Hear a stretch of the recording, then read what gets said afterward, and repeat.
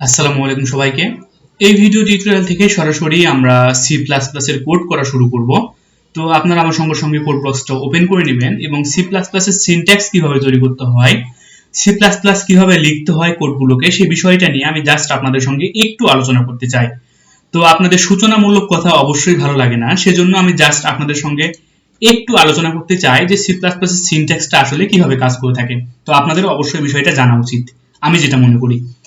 তো আমি চলে আসলাম সরাসরি সিনট্যাক্সে। এখানে আপনারা দেখতে পাচ্ছেন যে এখানে হ্যাশ রয়েছে, তার পরবর্তীতে ইনক্লুড রয়েছে, তার পরবর্তীতে এখানে লেস দেন আইও স্ট্রিম রয়েছে এবং এখানে গ্রেটার দেন দিয়ে ক্লোজ করা হয়েছে। এটা হচ্ছে আমাদের হেডার ফাইল। তার পরবর্তীতে এখানে আমরা দেখতে পাচ্ছি ইউজিং নেমস্পেস std রয়েছে। এটা আমাদের একটা স্ট্যান্ডার্ড লাইব্রেরি রয়েছে, এখানে আপনারা সকলে দেখতে পাচ্ছেন। এটা আমাদেরকে মাস্ট বি লিখতে হবে। তার পরবর্তীতে এখানে আমরা দেখতে পাচ্ছি ইন্টিজার মেইন ফাংশন। তো এটা হচ্ছে আমাদের একটি মেইন ফাংশন। একটি প্রোগ্রামে শুধুমাত্র একটি মেইন ফাংশন থাকে, ফার্স্ট ব্র্যাকেট দিয়ে শেষ করা হয়েছে এবং দেখেন এখানে সেকেন্ড ব্র্যাকেট আমরা যেটা কার্লি ব্র্যাকেট বলে থাকি, সেই কার্লি ব্র্যাকেট দা ওপেনিং করা হয়েছে, কার্লি ব্র্যাকেটটা ক্লোজিং করা হয়েছে। তার পরবর্তীতে এখানে আমরা দেখতে পাচ্ছি সি আউট। তো এইগুলো বিষয় নিয়ে আমি জাস্ট আপনাদের সঙ্গে একটু আলোচনা করতে চাই। সেটা হচ্ছে হ্যাশ ইনক্লুড আইও স্ট্রিম। আমরা এইটা কেন ইউজ করব? তো এই যে আইও স্ট্রিম হচ্ছে আমাদের ইনপুট আউটপুট স্ট্রিম।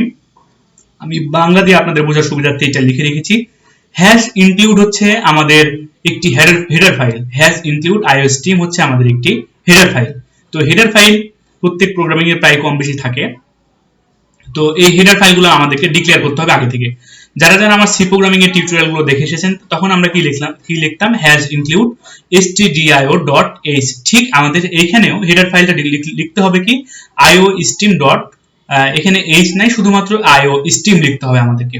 তো সি প্লাস প্লাস এর হেডার ফাইলটা হচ্ছে হ্যাশ ইনক্লুড আইও স্ট্রিম। তার পরবর্তীতে আমরা এখানে দেখতে পাচ্ছি আইও স্ট্রিম মানে হচ্ছে আমাদের ইনপুট আউটপুট স্ট্রিম। এটা আমি আবারও আপনাদেরকে বললাম। তো আপনাদের বোঝার সুবিধার্থে আমি কথাগুলো বারবার রিপিট করতেছি।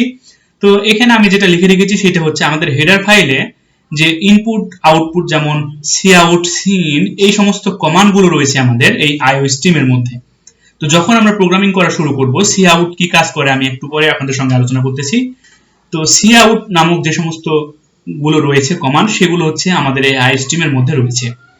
পরবর্তীতে ইউজিং নেমস্পেস std, এটা কেন লিখতে হবে? এটা হচ্ছে আমাদের বর্তমানে এটা আমাদের স্ট্যান্ডার্ড বা বিভিন্ন ফাংশন রয়েছে এর মধ্যে। বিভিন্ন রকমের ফাংশন রয়েছে যেগুলো আমরা আলাদাভাবে বা ইউনিক ভাবে শনাক্ত করার জন্য এটা দেওয়া হয়ে থাকে ইউজিং নেমস্পেস std। তো স্ট্যান্ডার্ড, এটা হচ্ছে আমাদের বর্তমানে স্ট্যান্ডার্ড, এটা আমাদের কিন্তু লিখতেই হবে। পরবর্তীতে এখানে আমরা দেখতে পাচ্ছি মেইন ফাংশন। প্রত্যেক প্রোগ্রামিং এ একটি করে মেইন ফাংশন থাকে এবং মেইন ফাংশন থেকেই কিন্তু আমাদের কোডগুলো লেখা শুরু করতে হয়। মেইন ফাংশন বডির মধ্যেই আমাদের কোডগুলো লেখা শুরু করতে হয়। তো এটা ইন্টিজার লিখতে হবে, ইন্টিজার, এবং ইন্টিজার মেইন আমাদের একটা হচ্ছে কিওয়ার্ড। ইন্টিজার হচ্ছে আমাদের একটি কিওয়ার্ড। তো লক্ষ্য করে দেখুন এখানে আমরা কি করেছি, ফাংশন তৈরি করেছি। ফাংশন তৈরি করার পর মেইন ফাংশন, এটা আমাদের একটি কিওয়ার্ড। এবং এখানে লক্ষ্য করে দেখুন এখানে আমাদের যে ইয়েটা রয়েছে, সেকেন্ড ব্র্যাকেটটা রয়েছে এবং এখানে সেকেন্ড ব্র্যাকেট আমাদের ক্লোজিং করতে হচ্ছে, তাই না? তো এইটাই হচ্ছে আমাদের ফাংশনের বডি। আমাদের যখন কম্পাইলার একটি প্রোগ্রাম যখন কম্পাইল করবে, তখন আমাদেরকে হেডার ফাইলগুলোকে আলাদা জায়গায় সরিয়ে রাখবে এবং মেইন ফাংশনের ভিতরে যে সমস্ত বিষয়বস্তুগুলো পাবে সেগুলো শুধুমাত্র কম্পাইল করবে।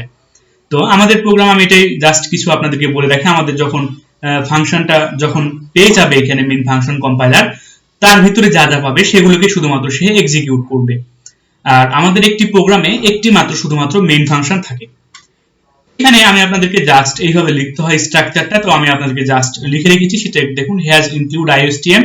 সর্বপ্রথমে এটা আমরা শুরু করলাম, তার পরবর্তীতে ইউজিং নেমস্পেস std লিখতে হবে এবং ইন্টিজার মেইন ফাংশন যেটা আমি আপনাদেরকে বললাম এটা আমাদেরকে লিখতেই হবে মাস্ট বি। সেটার মধ্যে আমাদেরকে ওপেনিং ব্র্যাকেট, যেটা আমরা সেকেন্ড ব্র্যাকেট বলে থাকি, কার্লি ব্র্যাকেট বলে থাকি, সেটা শুরু করলাম, সেটাকে শেষ করলাম। সেইটার মধ্যে আমরা লিখেছি সি আউট। সি আউট হচ্ছে আমাদের কনসোলে বা আমাদের ডিসপ্লেতে কোনো কিছু লেখা প্রিন্ট করার জন্য ব্যবহার করা হয়ে থাকে। এই সি আউটের মধ্যে, এই লেস দেন সি আউটের মধ্যে আমরা যা দিব সেটা আমাদের ডিসপ্লেতে প্রদর্শন করবে। সুতরাং এই সিনট্যাক্সটা তুলে আপনারা যদি কোডটা রান করে দেখেন, তাহলে আমাদেরকে দেখাবে হ্যালো ওয়ার্ল্ড। তো এই প্রোগ্রামটা আজকে আমরা রান করব, হ্যালো ওয়ার্ল্ড কিভাবে রান করতে হয়। তো অবশ্যই সি আউট, আমরা কি বললাম, সি আউট হচ্ছে আমাদের কোনো কিছু কনসোলে আউটপুট দেখানোর জন্য আমাদের সি আউটটা ব্যবহার করা হয়। তো এখন সরাসরি আমরা চলে যাচ্ছি আমাদের কোড ব্লকসটা। আমরা কোড ব্লকসটা সরাসরি ওপেন করে নিয়েছি। তার পরবর্তীতে আমরা সরাসরি চলে যাচ্ছি ফাইলে, ফাইল থেকে যাচ্ছি নিউ থেকে যাচ্ছি আমরা ইমটি ফাইল থেকে আমরা ফাইলটাকে এখন সেভ করব। তো সেভ আস করতেছি আমরা, এখানে নাম দিলাম হচ্ছে ধরুন মাই দিলাম, তার পরবর্তীতে আন্ডারস্কোর দিলাম FIRST ফার্স্ট আন্ডারস্কোর প্রোগ্রাম। এখানে আপনারা যে কোনো একটি নাম ইউজ করতে পারেন। এখন ডট সিপিপি আমাকে অবশ্যই ইউজ করতে হবে, ডট সিপিপি।